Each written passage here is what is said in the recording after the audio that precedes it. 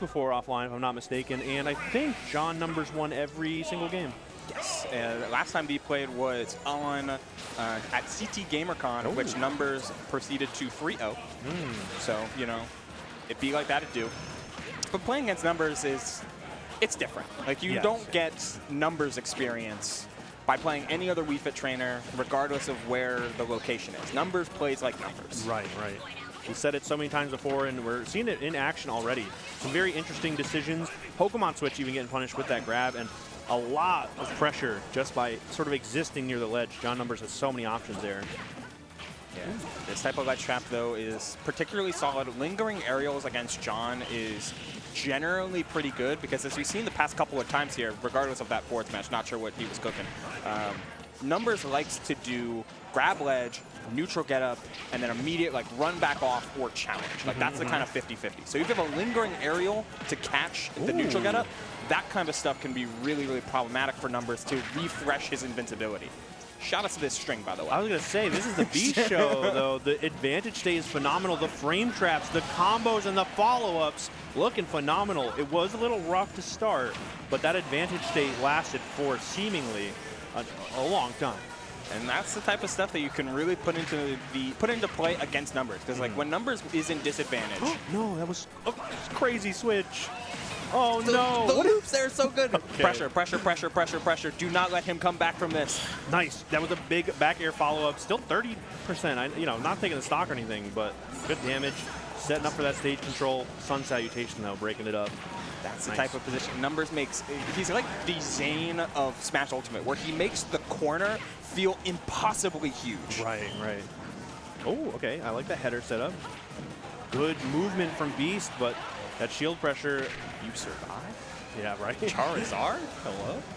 168. Watch the header. No, we are stretching. Oh, no, no, it's not. Let's stretch those legs into the Sun Salutation. I hope production already bookmarked that stock. Numbers is a character. Like, the patience there was the point. He just needed to wait and to see if Beast was going to drop shield and challenge or jump away. He had options for both. It's also crazy how that taunt actually was pretty useful there, lowering the hurt box. It's so low profile there. Oh, that time trying to set up the same situation, but going for the dash grab now. Ooh. I feel like whenever I watch Beast, like especially in players that are the antithesis to his playstyle, like with John, the goal of him starts out really good. Like, all right, I'm going to play the matchup on paper, the good stuff, the things that I studied.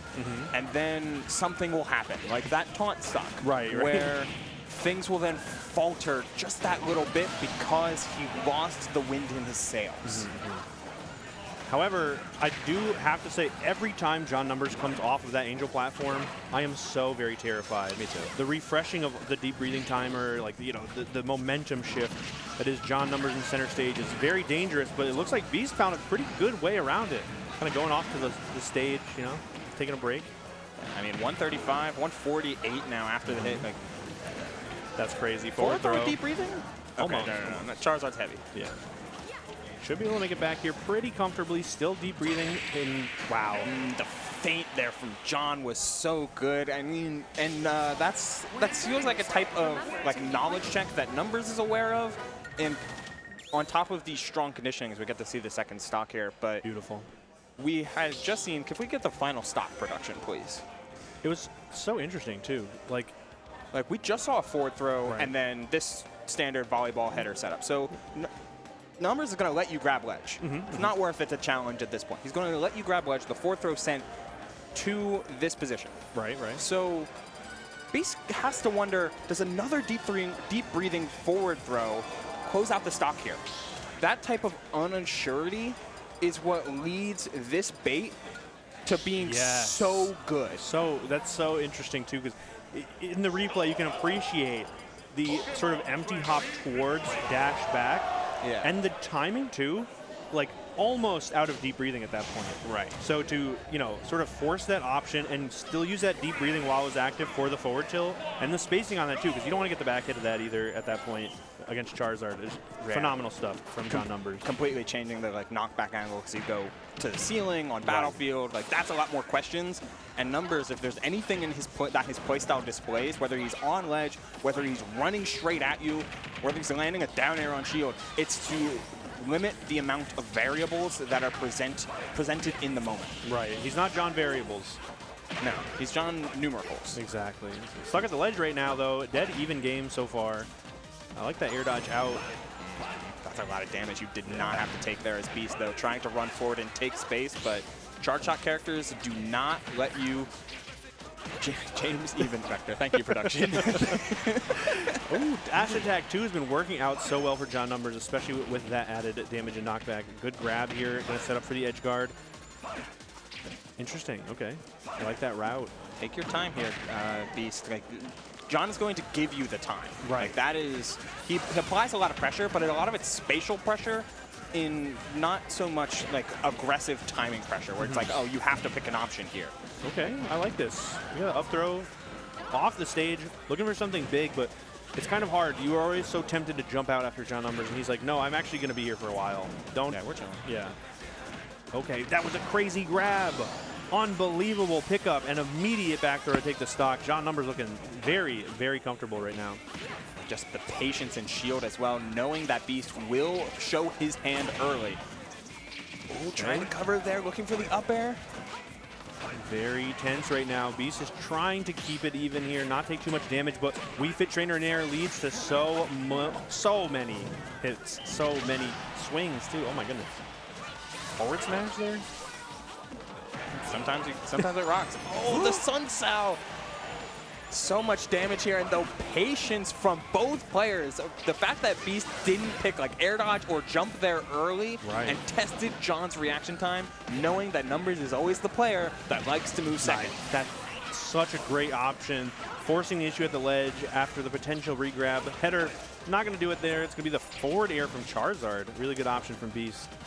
He got the curl down on the Razor Leaf, so it actually clipped Numbers. It was for 5%, but hey, like sometimes the RNG is in your favor, and sometimes you get forward smash, the warrior pose, making sure that you, Ivysaur gets way out of here. Oh yeah, so gone. And honestly, there's just so many different options you could have gone for, but usually John doesn't cover just the good old-fashioned regular get-up area. That time we definitely saw it though, and what a combo! I was still talking about the last stock. Give me a break. Players doing good things. John doing Varun combo should be scary for everybody, and that's not even like a crazy Wii Fit combo. That's just Nair 1 into up smash, true confirm, deep breathing, doing a ton of things, as we've seen the damage and the knockback boost that you gain when you have deep breathing, as we saw in the previous game. But this one, like especially on this last stock, and especially right there, the movement speed, the fact that Wii Fit becomes a fast faller when she has deep breathing, changes the dynamic. It changes the matchup. 55, 55, and he was matching. Let's, you know. Oh, yeah. As intelligent as John Numbers can be when playing this game. That was 3 neutral airs, basically fishing for that. He was hunting. But he got a catch. Finally, that third one, leading into the up smash. And there it is, the Falco on Hollow Bastion. Beast changing it up. Numbers noted Falco hater. Gonna be an interesting match. And I think this is, I would have liked to see this in game 2, especially given like game 1 kind of ended a little bit close. Maybe it gave Beast some confidence in his player and in his main trio of characters. Right. But the Falco just feels like it operates at a better, with more value than the PT. I will have to take your word for that. Currently, John Numbers still tacking on that damage, still almost taking the stock already, especially deep breathing dash attack setting up for the edge guard. This is exactly where Beast does not want to be. Falco feels so very good on stage, very bad off stage, especially against Wii Fit, especially against John Numbers. It's going to be dangerous. Lasers. Pretty good. Those are pretty good. You can duck under them, but it looks like Beast was trying to run in there and poke with a down tilt, trying to find a solid spacing where he can comfortably mix in like forward tilt and down tilt. Not able to get the drag down on that forward air though. Like, I think it's worth mentioning that while Beast's Falco definitely has been improving and improving, especially in Philly. Numbers does have some pretty good practice against this character by a player that's currently sitting in winner side, Tilde. And that back air is going to take Beast's first stock here, trying to see if he can get a game. Yeah, it's pretty tough. Honestly, Beast is just missing a couple of those key follow-ups. A lot of good ideas in neutral, but just not finding the hits. Finally, though, that's a big one. Oh, not going to connect, though. That last hit matters so much, whatever it may be. Down tilt did 20 with deep breathing, huh? That's so insane. Damage. Okay. Forward smash rip. Winning the up smash rip, though. Those types of, like, if you're blocking a jump up air from ledge, you missed the back air too. Please, no, Beast, can you land a combo? The up air is not going to close out the stock. Crazy. I like the improvisation there, but the up air still not taking the stock is kind of just a little more of that same issue. Forward air still tagging on %, but Beast hasn't been able to seal the deal. Stuck on the ledge now. Good jump in, and that, oh, okay, crazy route. Well, the roll in will avoid the spot dodge as well. Numbers holding down a ton of space, but Beast's repeated offensive into defensive loop did get called out for a solid 80%, yet you take that stock, 80%, and percent values in general can almost not be a true lead against Falco because he can do so much damage off of just one opener. Right. Wow. I love that. The bait with the sun salutation, and another good one. Falco out of options. The header is going to steal the deal. John Numbers, one edge guard after another, cutting off all of those different flow charts, and finally taking the stock just so very smoothly. Oh, reverse up air as well. Chase here, please. Thinking about it, just going for the 2-frame. Like it gets tough.